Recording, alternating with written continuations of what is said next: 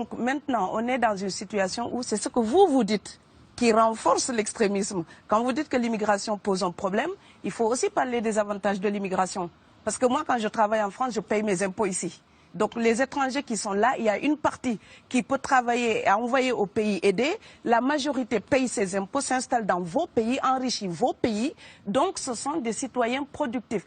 Après, il faut voir, il y a une minorité qui vient, il y a des morts, certes. Mais je voulais souligner une chose. Le discours que vous avez, il est encore légitime tant que l'Afrique restera muette. Et moi, aujourd'hui, je voulais m'indigner pour le silence de l'Union africaine. Les gens là qui meurent sur les plages, et je mesure mes mots, si c'était des Blancs, la terre entière serait en train de trembler. Ce sont des Noirs et des Arabes. Alors eux, quand ils meurent, ça coûte moins cher. Ici, j'étais venu en 2008 et j'avais dit, l'Union européenne, avec ses flottes de guerre, avec son économie, je vous dis une chose, si on voulait attaquer nos pays ici en Occident, il y aurait des moyens de se défendre. Donc si on voulait sauver les gens dans l'Atlantique, dans la Méditerranée, on le ferait.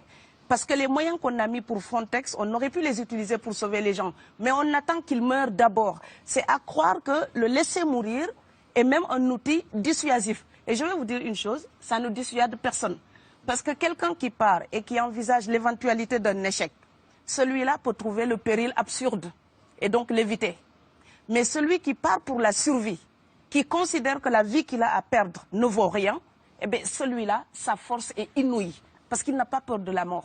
C'est exactement pourquoi il faut fermer des frontières complètement. Il faut sauver l'Afrique et sauver l'Europe. Vous ne pourrez pas rester comme vous ne resterez pas comme des poissons rouges dans la forteresse européenne. La crise actuelle nous a démontré ça. Au jour d'aujourd'hui, l'Europe ne sera plus jamais épargnée tant qu'il y aura des conflits ailleurs dans le monde. L'Europe ne sera plus jamais opulente tant qu'il y aura des carences ailleurs dans le monde. On est dans une société de la mondialisation où un Indien gagne sa vie à Dakar, un Dakarois gagne sa vie à New York, un Gabonais gagne sa vie à Paris. Que ça vous plaise ou non, c'est irréversible. Alors trouvons une solution collective ou bien déménager d'Europe parce que j'ai l'intention de rester. Quand quelqu'un part, c'est comme quelqu'un qui est élu, choisi, peut-être le plus débrouillard. Et il y a tout un clan ou toute une famille qui pose son espoir sur cette personne-là. Monsieur, là, je vous vois bien habillé, bien nourri. Si vous étiez affamé chez vous, peut-être que votre famille serait ravie d'imaginer que vous pourriez aller gagner de quoi faire vivre les autres. Donc c'est aussi une solidarité qui est en œuvre. On laisse partir quelqu'un, on compte sur lui. Vous allez me laisser terminer. Et Schengen, entre guillemets Schengen, ça me permet d'être invité aux Pays-Bas, monsieur, donner des conférences dans vos universités. Quand ils trouvent que mon cerveau est convenable, là, ils l'utilisent. Par contre, ils sont embêtés à l'idée d'avoir mon frère, qui n'est pas aussi diplômé que moi et qui pourrait avoir peut-être envie de travailler dans le bâtiment. Donc, vos pays deviennent schizophrènes.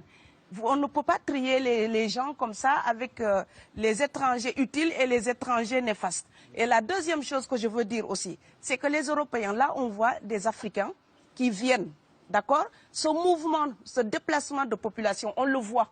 Mais on ne voit pas le mouvement des Européens allant vers les autres pays. Alors celui-là, c'est le mouvement des puissants, ceux qui ont l'argent, ceux qui ont le bon passeport. Donc vous allez au Sénégal, vous allez au Mali, vous allez dans n'importe quel pays du monde, au Canada, aux États-Unis, partout où je vais, et je voyage tout le temps, je croise des Français, des Allemands, des Hollandais. Je les rencontre partout sur cette planète parce qu'ils ont le bon passeport. Donc, comme avec l'exotisme, l'Europe s'était arrogé le précepte unique, unilatéral, de l'exotisme. Les autres sont exotiques. Alors que pour quelqu'un de mon village, il n'y a rien de plus exotique que quelqu'un d'Amsterdam. Maintenant, pour l'étranger aussi, pour les voyages des temps modernes avec la mondialisation, quand les pauvres viennent vers vous, il y a des mouvements de foule qu'il faut bloquer. Mais quand vous, avec votre passeport et avec toutes les prétentions que cela donne, vous débarquez dans les pays du tiers-monde, là, vous êtes en terrain conquis. Donc, on voit les pauvres qui se déplacent, on ne voit pas les riches qui investissent dans nos pays. L'Afrique se développe à un taux entre 5 et 10%. Ce n'est plus de la progression, c'est de la surchauffe. Sauf que quand des pays du tiers-monde se développent et qu'ils n'ont pas les moyens pour gérer tout ça, il faut une ingénierie, il faut une formation, il faut des populations pour installer une démocratie. Là, cette surchauffe-là, vous avez besoin qu'on reste dominé pour servir de débouché à l'industrie européenne. Alors il faut arrêter l'hypocrisie. On sera riches ensemble ou on va se noyer tous ensemble.